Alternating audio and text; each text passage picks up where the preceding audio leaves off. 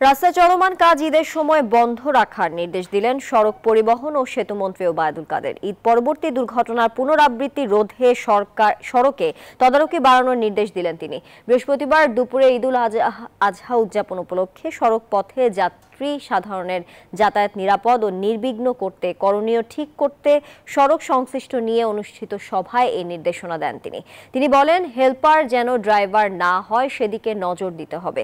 ঈদ যাত্রা যানজট মুক্ত রাখতে ঢাকার প্রবেশপথ সহ বিভিন্ন পয়েন্টে বাড়তি নজরদারি ও গাড়ি সরবরাহ পর্যাপ্ত রাখার কথা বলেন সড়ক পরিবহন ও সেতুমন্ত্রী।